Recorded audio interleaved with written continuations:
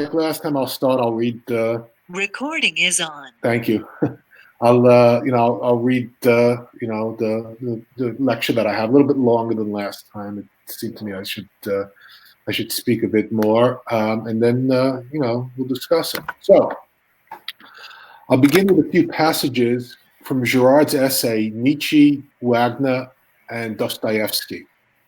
Okay, so this is now quoting Girard. As for Nietzsche himself, what he says about his own competitive and aggressive urge must be carefully examined. Its implications are far-reaching.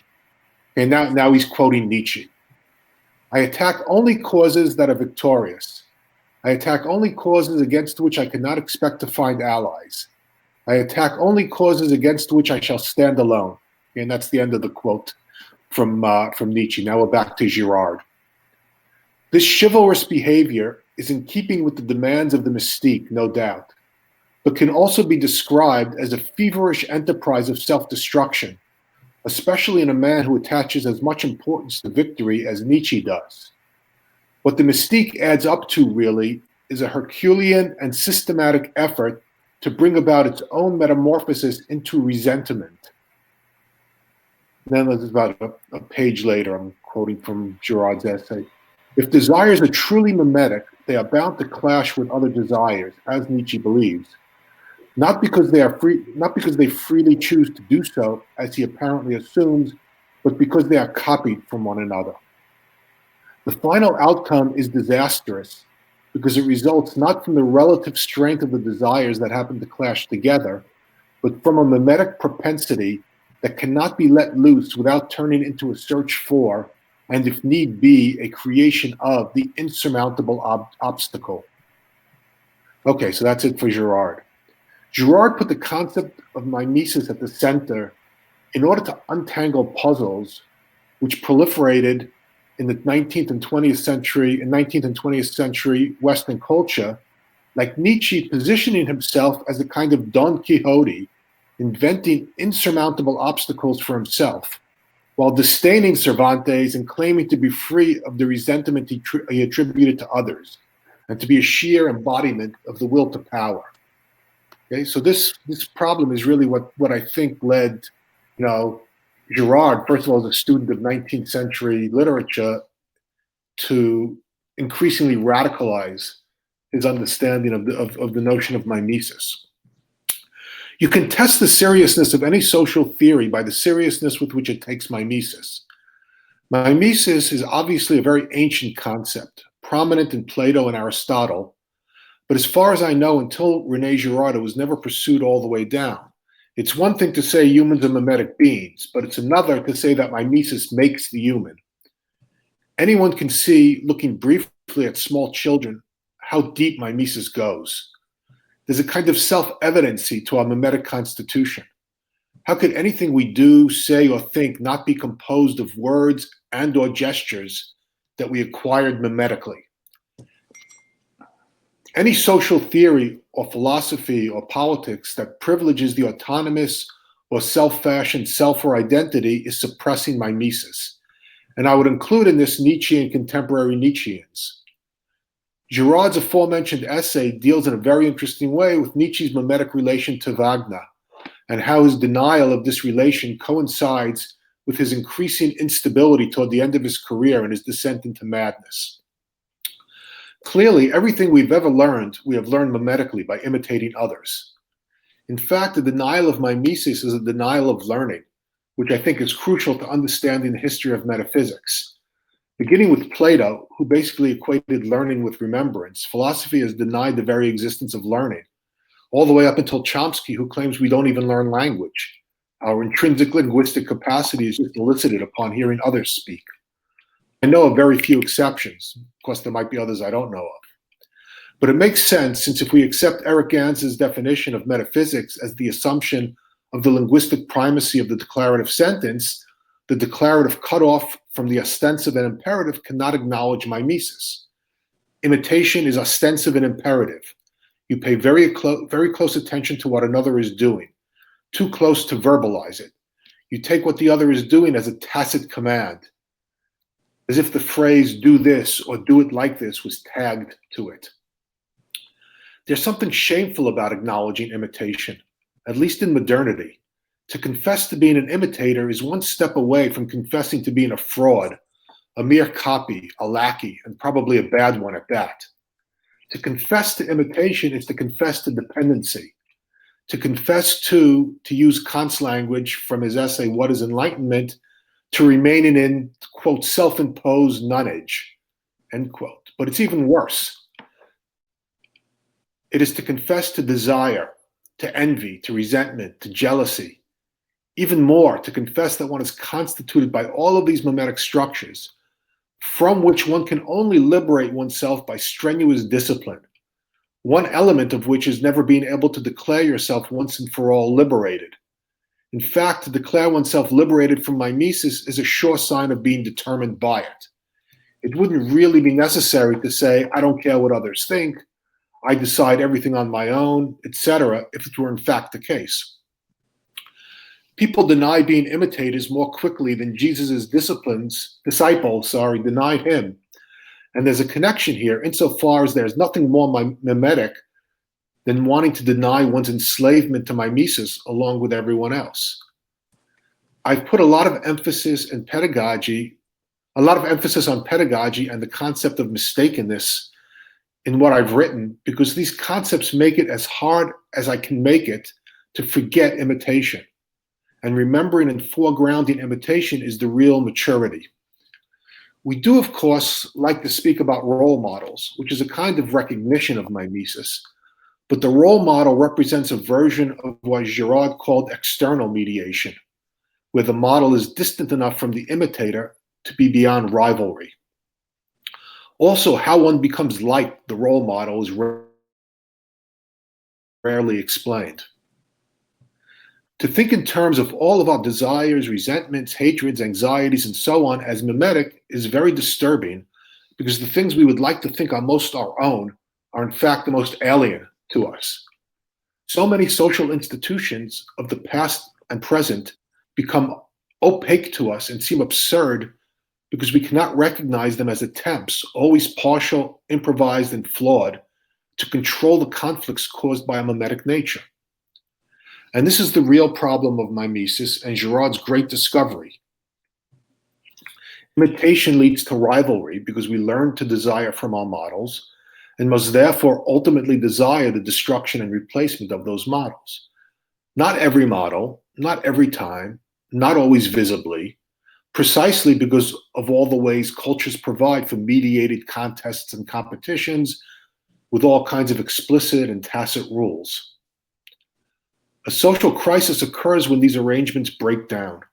Even the high-low versus the middle model would probably need to be understood in terms of mimetic rivalries among the elites. A healthy culture would be systematically concerned with the kinds of models for imitation that are available, the ways in which individuals imitate their models, the way they work through their models, sometimes exhaust them and transition to other models, because everything we do can best be described in those terms. It's always a fantasy to describe anyone as non-imitative or not bound to models. But this is not to say we don't develop some complex relations to an array of models, which we revise by enacting them. A more careful analysis of virality, which of course we all now talk about, would function something like Brecht's alienation effect, which involved breaking down the various gestures and utterances of a character right when the audience is about to get absorbed in some sacrificial drama. Some post-structuralist and postmodern theories, under the influence of, for example, Austin's speech act theory, recognize mimesis, at least indirectly, in, for example, Derrida's notion of citationality, adopted and applied to social theory by Judith Butler and others. It's understood in these cases that everything one does, cites others, is an iteration of acts, words, and gestures of others. And it's also recognized that we refuse to recognize this, and that we make every effort to claim our desires and intentions are generated internally.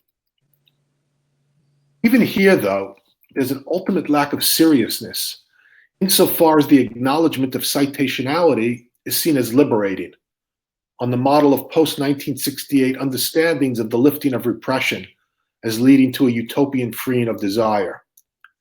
Still, the concept of citationality is a very useful one because it projects mimesis onto the plane of language, which is the solution, always provisional, of mimesis.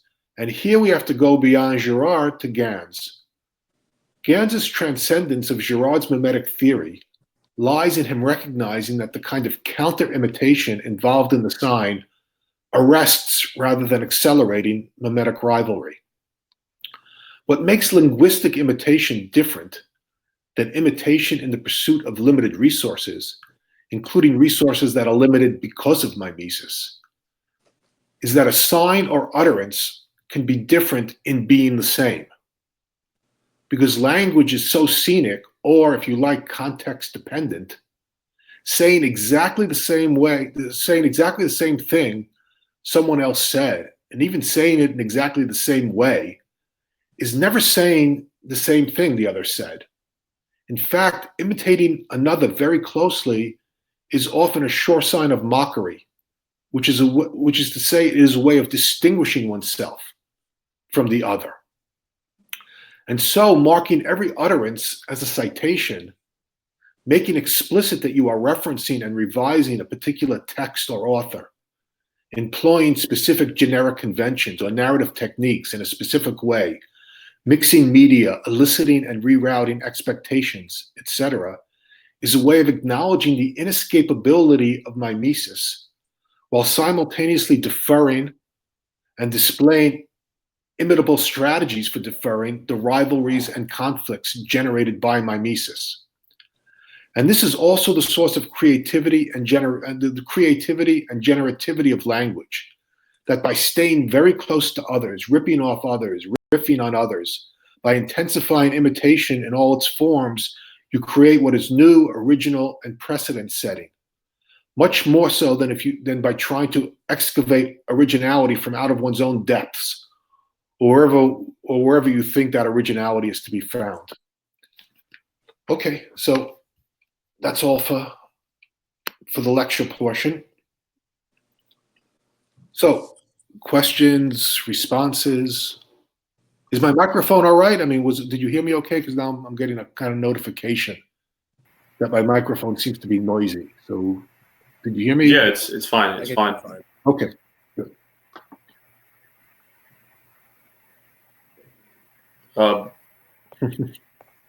If no one's going to say anything, I guess I could come up with something to drive the question.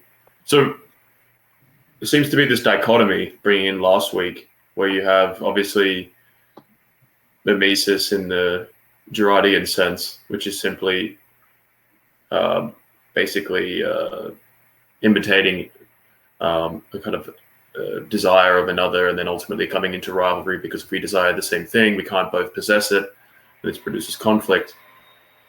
And kind of mimesis through language, where we have this like long chain. You know, you have one blog post where I think it's called something like language is like the only real tradition. Like fundamentally, all the traditions are derivative of language. It's like the kind of ultimate tradition. And so there's this kind of great chain of mimesis that is kind of passed down to us whenever we speak, but it's not mediated in the same way that this maybe more vulgar or primitive mimesis is. And so that's the kind of significance of Gans's kind of theory relative to Girard, is this mechanism within language, obviously, which averts that rivalry and ultimately produces morality. I guess like what my curiosity is, this always was an aspect of GA that felt a little bit off to me, where we have to kind of subordinate morality itself to this kind of overcoming of rivalry, as though that's basically the whole function of language and consciousness, is just resolving this. Like, it has like a teleology of basically, okay, well, we have rivalries and we have to get rid of rivalries, and then so language just becomes this deferral of violence, and that's all it's ever doing. And we've had arguments about this before. So do you see, bringing in last week's discussion where we kind of contrasted origins and singularities? do you see any kind of room to move on this position where you can say, okay, well, in the originary scene and in many ways, language is ultimately coming in and averting conflict, but language is also doing other things as well, which can't be simply reduced to this kind of fundamental operation? Or would you still see a certain kind of foundation being always the deferral of violence? Can we already maybe answer your question by redefining deferral of conflict as preservation of the ostensive, like preservation of the observance of the center or divinity or whatever you say? And I think that would actually bridge our two camps here. Right, so like a lot of the militant right, like they have a very militant posture. And some of us are uncomfortable with them making this like a peacenik ethic, and it's not that I really thought Adam was doing that, but if we redefine this as preservation of shared sight, then I think you can bridge these two views. Well, if we're talking, even if we talk in those terms, and of course it's always possible to bring in other vocabularies and kind of overlap vocabularies and talking about these things. If we're going to talk about something like preservation of a shared site or preservation of the ostensive, we'd still have the question of preservation from what, right? What what leads us to feel a need to preserve it? Why doesn't it just kind of sustain itself? Why doesn't it preserve itself? And if there's some other kind of sort of practice or form of activity other than mimesis that would generate the need to transcend, pre-linguistic, hominids, then what would it be, right? In other words, there's kind of, there's kind of there's sort of a logic of, I guess, parsimony in question here. If you don't have one way of accounting for why everyone's looking at the same thing, first of all, right? That's kind of the the starting point here. Everyone's and looking at the same thing. Why are they doing that? I wouldn't be disputing, but I wouldn't be disputing. Like this isn't about disputing the idea that the originary scene should have this kind of mimetic rivalry as like the problematical structure within which we model the first sign. I wouldn't be disputing that. Just simply that, as we spoke about last week, the difference between a singularity and this kind of building this deterministic model where instead of reducing the act of signing simply as a solution to the problem posed by mimetic rivalry, is there a singularity? Is there something being created that is more than just the problem itself, but something by transcending mimetic rivalry, are we adding something that can't be simply reduced to responding to it? If that makes sense. Yeah, I mean, I think. Well, you can tell me if this answer is makes sense in response to what you're saying. I mean, I think that once you have language and then language changes the whole structure of imitation, right? We're still imitating, right? In a sense, we can't really get outside of imitation. In a sense, I'm responding to you right now. In a sense, I'm imitating you. You kind of set up a structure, and now I'm working within that structure. And then if you respond to me, you're doing the same. So these are all kind of mimetic relations that enable us to be talking about the same thing in the first place. But with language, imitation becomes generative instead of merely reductive and kind of merely directed at possession of an object that everyone wants and not everyone can have, right? So the very fact that you can be, and that's what I was trying to accentuate in that final, the last few lines of what I was saying is that the very fact that the more you imitate, kind of accentuating, intensifying imitation within language now has exactly the opposite effect. In other words, everything that everyone says now becomes a resource for generating new ways of engaging with each other, of interacting, setting up new structures, new mimetic structures. But in a sense, what might be at the heart of all this, and where there might remain some disagreement, that should be recognized is, I would say that in the end, we would never be beyond the deferral of violence. However, whatever structures we put in place that kind of make that in a sense less and less immediately relevant. And I'll kind of get into this a bit next week when we talk about deferral. But the more, the further we get from any kind of imminent violence, right? And we get pretty far right now. We're all, there's a bunch of us here. We're all sitting here. We're all talking about something, and I think there's very little chance, partly because we're we're not in the same place. There's very little chance of any violence. And there's a chance of various other kinds of conflict, of course, and maybe this disagreement is a kind of conflict as well. But we're able to kind of restructure that in such a way that it gives us more things to say to each other and more ways of engaging with each other. But still, at the bottom of all of it, I think there will always be this fundamental problem of the human, which will be that you will never be kind of somehow 100% free of the possibility of mimetic rivalry and therefore mimetic violence. And that will always be, at the very least, that will always be a kind of cautionary observation that you'll always have to make on social institutions and social interactions and so on, that it's kind of a rejection of complacency. Right, you could never really be sure that that you don't have to keep kind of inspecting and re-examining and sort of adding to and improving whatever institutions you're working with, because at the bottom of all that is still this possibility that one conflict will kind of start a chain reaction that will lead to another conflict, and so on and so forth. So I do think that with all the generativity of language and all of that transcendence of that immediate conflict, it will still always be there. And I'm not sure, but I'm getting a sense that maybe that's part of where the disagreement is here. That's not so much where the disagreement is. It's more, one, just trying to give you something to say because someone needs to ask a question, but also two, is just the how can I say it? Like the framing isn't all that inspiring to kind of have this kind of reduction. Like it feels like a bit of a reductionist view. Well, we have this kind of fundamental animal nature where we become rivalrous over possessing the same object, and so the entire structure of consciousness and religion and political history and everything, all this is just a kind of a method of deferring that conflict. It feels it feels a little bit lacking in substance. Whereas if you say, well, this conflict ultimately was this kind of fundamental problematical structure, which is the animal aspect of what it means to be human.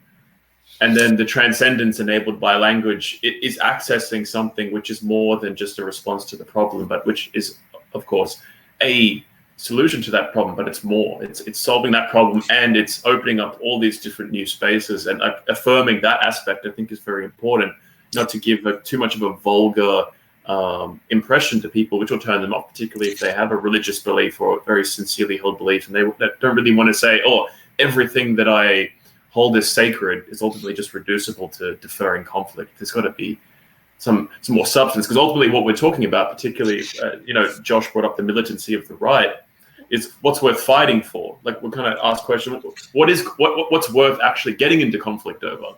Right. It's almost, in a sense, a bigger question than what's not worth getting into conflict over in many ways. Like, who are we supposed to fight, and how are we supposed to fight, and what things like questions of honor and strategy and so forth. Yeah. Okay. That's there's a lot to talk about there, and definitely I'll go back to the first thing that you said. It's not very inspiring, and there's certainly some truth to that. I mean, Girard, to start with him, doesn't really. I don't think he really wants to be inspiring. I mean, he's a real downer in a lot of ways, and a real black pill kind of guy. And I think he means to be. He prefers to kind of dampen enthusiasm rather than lift it up, because he kind of sees all enthusiasm as basically leading to some kind of apocalyptic conflict. And so, I mean, he's a necessary point to begin with, just precisely because he kind of pushes things to kind of the ultimate logic of mimesis, and and I think it's also useful. I think that in addition to being inspired, and again, I don't necessarily think that you disagree with this, but I'll just say it anyway because it it seems to be a good part of the discussion that part of I think any new kind of politics is also going to be a lot of skepticism about about a lot of enthusiasms, and a lot of care taken to thinking about institutions and thinking about practices and what's involved in sustaining them and so on. But so past Girard, Gans, I guess you could say, is not all that inspiring either. I mean, he's very much a status quo thinker, and I at least get the sense from Gans that on some level, I don't think I've ever heard him say this explicitly, but I get the sense on some level that any real serious change anyone tries to make is a lot more likely to make things a lot worse than to make things a lot better. So he's I guess a conservative in that sort of very basic sense. So, but I agree with you. Again, I don't know if I would talk about inspiring, but again, I'm not against inspiring or enthusiasm or anything like that. But I guess what I would add to it, which seems to me just as fundamentally mimetic as anything else, is this notion of pedagogy, or more simply teaching and learning. And I think that's why I put so much emphasis on that. That to think about mimesis is to think about teaching and learning. And maybe there's a kind of professional bias here, but I don't think it's only that. I think that in a sense, there's nothing more powerful than teaching people and learning, and then kind of taking what you've learned and teaching someone else in turn. And I think that that's a way of thinking about an entire culture, of kind of looking at what other people are doing, and kind of in a sense extrapolating, extracting sort of the basic practices that you see them engaged on, and constructing a new model out of it, and kind of presenting that back to them and saying, well, here's what you can be doing instead, right? And so that's coming kind of in a sense imminently out of out of your relation to others, right? So people are engaged in science, and you can see them working and generating certain new kind of observations, new conclusions, and so on. And well, someone comes along and says, well, if we can do this, then why can't we try doing that as well? And so in a sense, I would be more, I guess, incremental about it. If I'm going to talk about getting enthusiastic or being inspired, I'm probably going to want to talk about it in terms of some model that you can transform in a way that you can talk about, and you transform it by through a kind of reciprocal pedagogy, with one person saying, here's what I see as implicit in your practices, and the other person saying, well, here's what I see as implicit in your practices. Even to bring Olson into it, which we're talking about on the Discord page. I mean, this idea he has of that new forms of discourse, and with literacy, but we can generalize beyond that, almost always involve taking something that's implicit and making it explicit. And that's basically what pedagogy involves, right? That's how you teach someone something. You notice what they're doing, but something that they don't notice. And then you show it to them. And you show it to them, again, not just by saying, hey, you're doing this, why don't you try doing this? But really the strongest way to show them what they're doing is in some kind of mimetic way, right? You kind of, in a sense, you reflect them back to themselves by doing what they're doing, but modifying it in some way, and showing that they've got some gesture there that if they did it differently, or they articulated it with another gesture, they'd be doing something else. And you're kind of showing them, and in a way you're learning from them, and kind of taking up what they're doing in such a way as to show them as well. And I think, if you work with that, you can really, any kind of, let's say, greatness that you want, any real accomplishment, any kind of ambition, I think you can really kind of generate through that kind of model. Just again, this seems something that seems very simple, but kind of I think is systematically ignored, which is just teaching and learning in this very fundamental on this very fundamental level. So, okay, I'll kind of leave it off there and see if someone wants to follow up on that. I wanted to follow up on the way Joel was phrasing this earlier. It seems to me that the human, whatever that means, is our solution to violence. And in the mimetic crisis that occurred in the originary scene, it was a solution to violence, but it opened up a human space which allowed for a creativity that wasn't there before. And I mean, I like the way Gans put it, and I think you put it this way too, Adam, in Anthropomorphics, is there's an aesthetics of the sign pointing to the signified.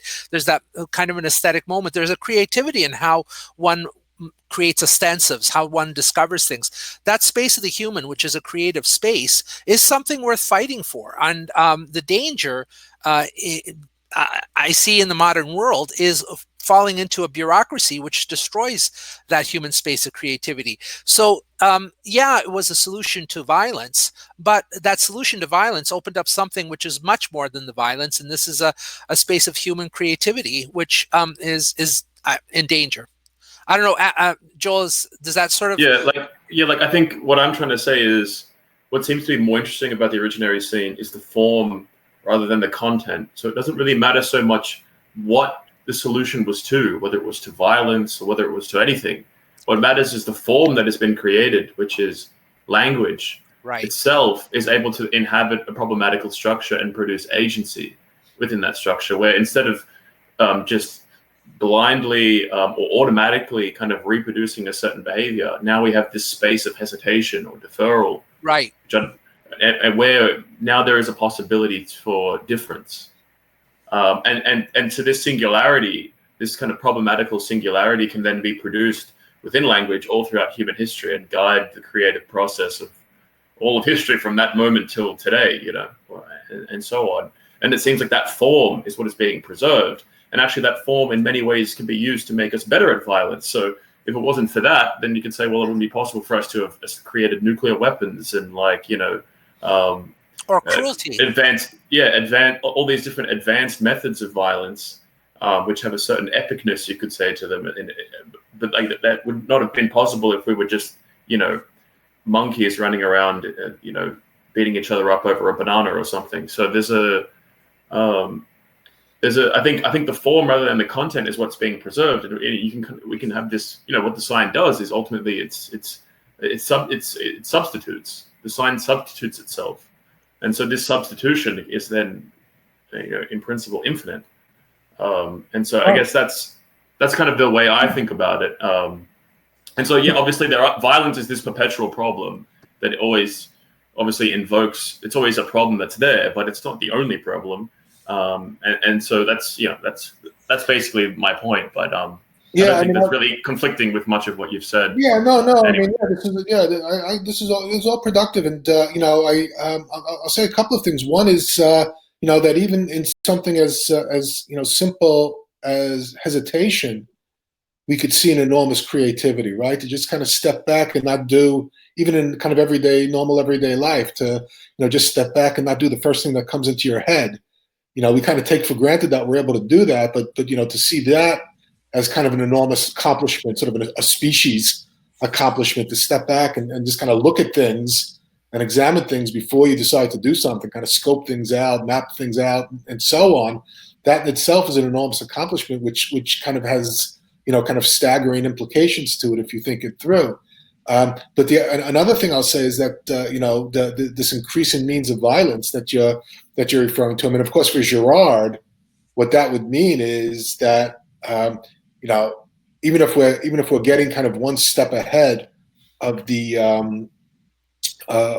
even if we're getting one step ahead of the violence that threatens to consume us all, it's never more than one step ahead, right? The very things that we create in order to defer violence, as you're saying, become the new means of violence, and they get refined and they get directed towards each other. And of course, one side has nuclear weapons, the other side has to have nuclear weapons, and so on. So in a sense that fits in as well. But there's something, as long as we're talking about this, this question of violence. I was going to get into this next week, and I guess I still will get into it next week. Well, I think we'll be able to keep talking about it.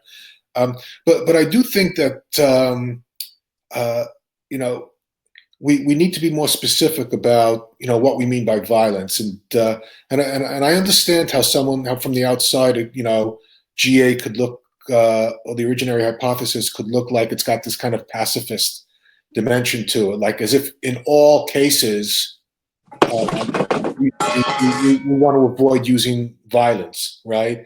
And so you could very easily see this as a kind of decadence, right, where the violence that gets used to suppress various forms of whatever rebellion, criminality, transgression or whatever, we get more and more um, reluctant to impose it, and then more reluctant and more reluctant until again you have riots in the streets that no one is willing to take kind of basic measures to present.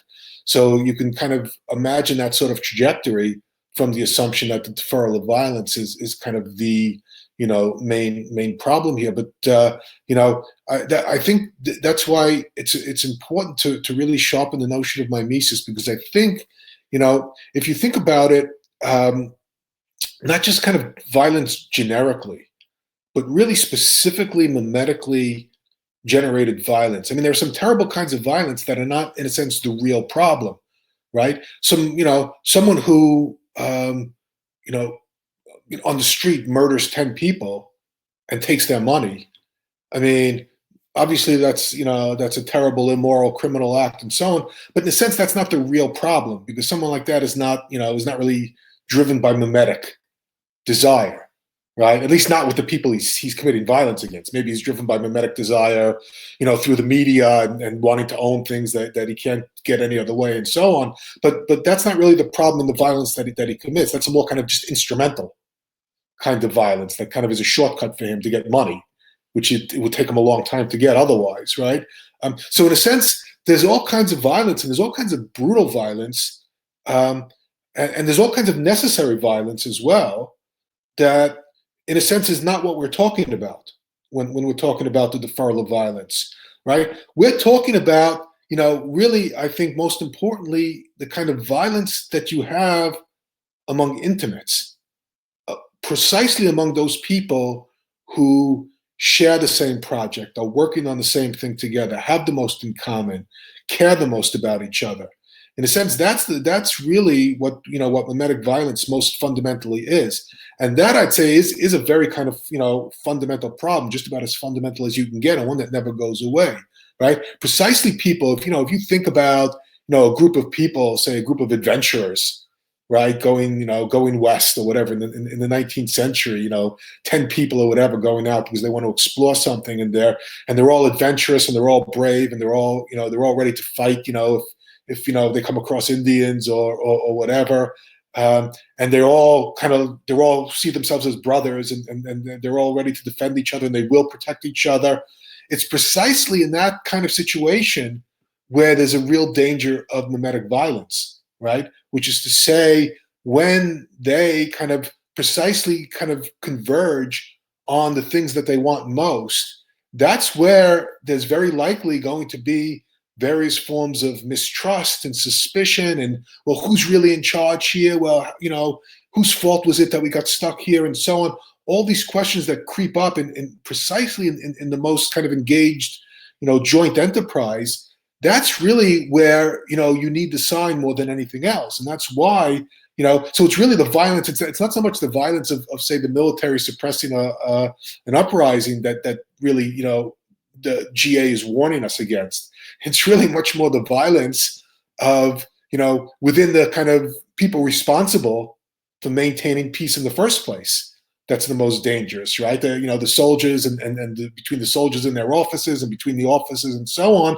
That's where the kind of level of intensity, precisely because they're so closely involved with each other, is the most dangerous, right? So it's precisely there where you see kind of the construction of various signs, norms, and conventions and gestures and so on, which you see in any very close group of, obviously in particular, potentially violently inclined young men, right? You're going to see all kinds of things, right? You're going to see all kinds of gestures that are ways of saying, kind of testing each other, pushing each other, bullying or borderline bullying each other, but at the same time making it clear that this is framed, right? This is contained. There are kind of rules here. In a certain sense, it's kind of a game. There's a seriousness to it because if you can't respond properly, maybe you're not one of us, right? So there's all of these things going on. But I think it's precisely in these kinds of situations where, the originary hypothesis and this notion of the deferral of violence becomes most important. And in a sense, that's where it's most creative as well, because then that's really what's going to be driving them forward. There's very competition, right? Each one wants to be the first to discover something. Each one wants to be, the first to kind of save the others if some threat comes along and so on. But that very kind of desire to be the first, to be in front of things, to prove that that you meet every standard that's necessary to be part of the group. That's also the very thing that generates, mimetic rivalry, mimetic violence, and so on. So it's precisely there where these questions become most important. And it's also precisely there where people don't want to talk about it so much, which is why I kind of focused so much on a sort of denial of mimesis, right? That people want to avoid it because, again, it's very difficult to see yourself this way, right? And it's not usually pleasurable to see yourself this way, to say, I want this, but, where does this desire come from, right? Because we want our desires to be our own, right? If not that, what, right, is our own. So, I think that this very kind of, penetrating, critical view of the constitutive, effect of mimesis is necessary, even with a bit of black pill dimension to it, precisely in all those places where where we wouldn't want to think about it, where we want to kind of pretend, no, there's something else going on here. We're all self-possessed. We're all kind of self-determining and so on. Even though, again, I mean, there are differences. There are people who are more self-determining, but again, I'm going to say it's because they've mastered their mimetic, kind of desires, and they've kind of chosen their models, and they've kind of accepted their rivalry with their models, and they've in a sense kind of taken on board their models, and in a process that requires a lot of self-control and deferral and so on, and that's really where people start to think of doing important, great things that are worth fighting for. Right, when you've gotten to that point. So, okay, so I'll kind of leave it there and see if I can read some of these things in the chat.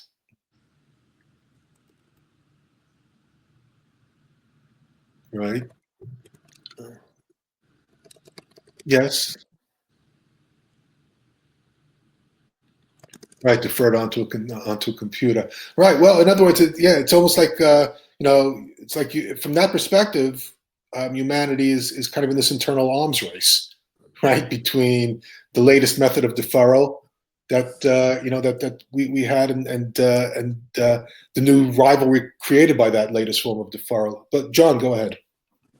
Well, I was just going to ask you if you thought contrasting Marcel Jousse with Girard would be useful here, because if we need more than just the black pill, you have something there, don't you, that allow us to be more engaged with the process of mimesis without being frightened to death by it? Yeah.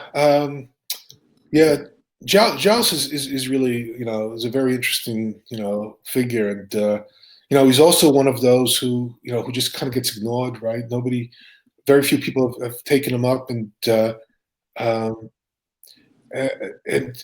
he, in a sense, he goes even further with mimesis than Girard does, and in a sense, he kind of misses the rivalry of it. But maybe in missing the rivalry of it, he kind of he's able to see mimesis as more embedded in cultural continuity, and which I guess in a sense means he's still kind of he still sees the possibility of external mediators, which I kind of mentioned briefly, and in a certain sense, I think Girard's critique of modernity is that there's no external mediators, right? I mean, that gets eliminated with the elimination of the monarchy and feudalism and so on. In other words, there's no one who we imitate who's taken to be beyond rivalry, right? Just kind of out of our league, in a sense, right? There's no one who's given that status. And if anyone ever gets that status for a brief period of time, everyone goes about trying to knock that person down, right? Because it's kind of intolerable.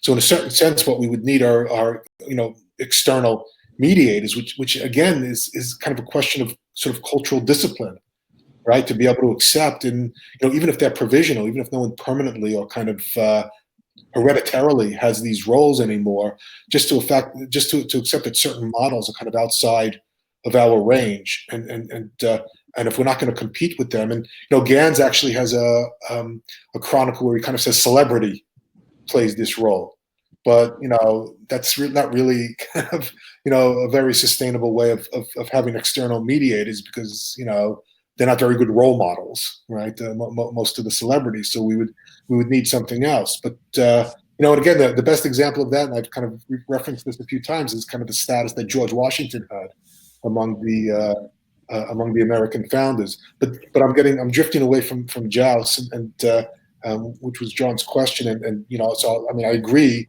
that Joust gives a way of thinking about mimesis that in a way is more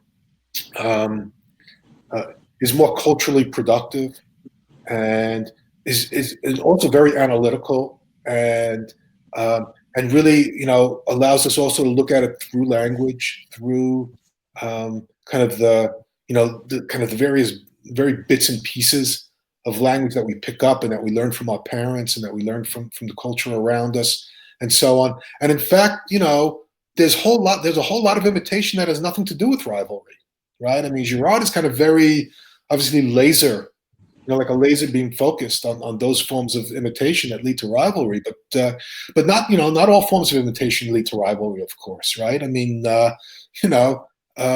when you teach a small child to read by kind of going through the page with him and saying this is dog, this is cat, and so on, that child is not is not looking to kind of usurp you and kill you and take over your place. That child is really just following you and is grateful and probably loves you for for showing him this whole new world of things and so on.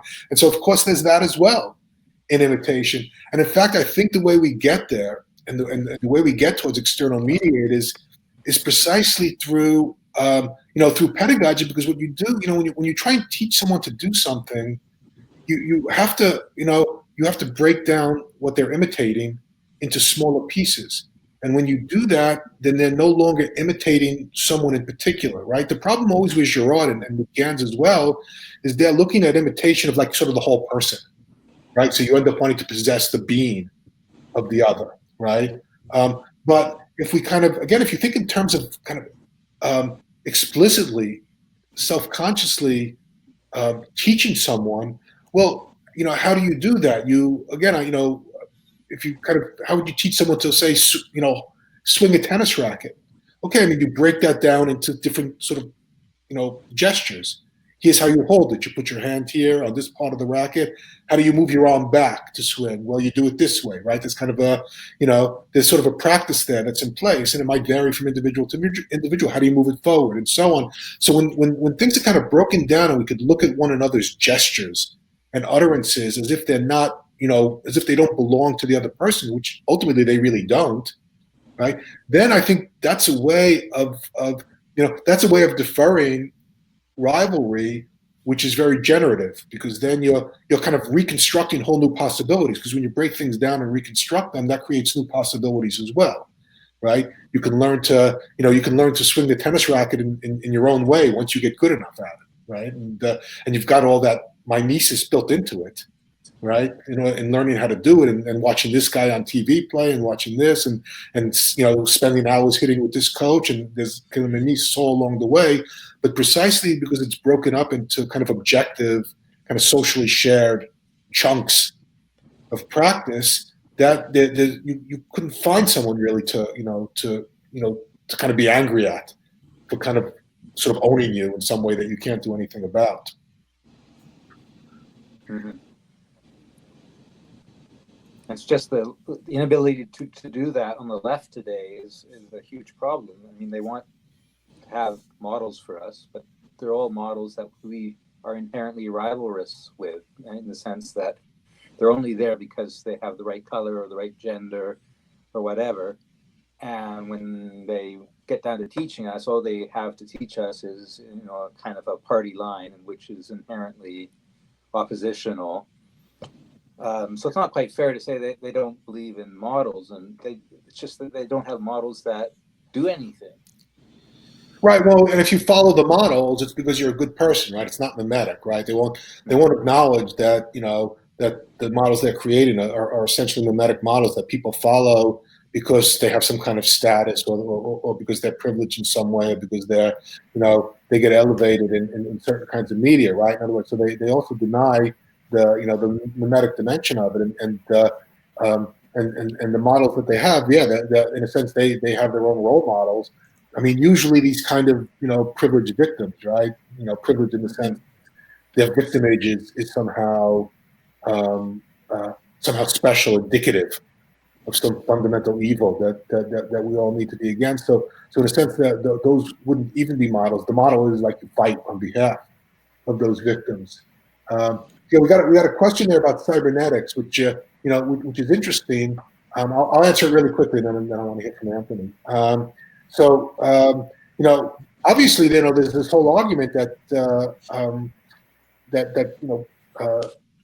Peter Thiel, which I'm sure is true. Peter Thiel, of course, a student of Girard, basically saw Facebook as sort of embodying a kind of mimetic activity that could be. I assume he thought, if he thought about it, at all in these terms, and not just as something that would work because it kind of exploits mimesis, but as one that would somehow generate more productive forms of mimesis. And of course, Facebook and Google and all of the social media, it ultimately really goes back to to cybernetics and the whole world of data and algorithms and so on, is really calculations of mimetic consequences, right? Why what's the likelihood that person X will behave in a particular way? Well, you're going to base that on a certain mimetic logic. Well, he's going to do this because other people who are similar to person X in one way or another would also do that kind of thing. And since there are enough people who are similar to any of us, you can kind of aggregate all of this, and you can generate these large scale models that really are, again, just kind of piecing together mimesis on a large scale. So, okay, Anthony, go ahead. I just wanted to ask a question about mimetic rivalry and mimesis in general.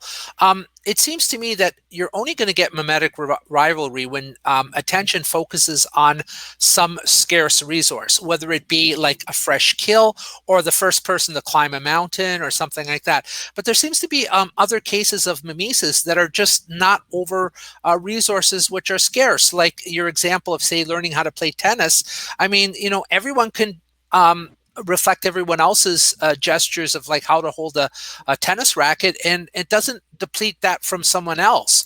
And so you kind of broke it down in terms of the individual gestures not belonging to the person, so you don't have rivalry with the person. But it also seems that the rivalry might simply derive from the fact that you have scarce resources. And I'm just wondering if I'm thinking about this right, if this is a different way.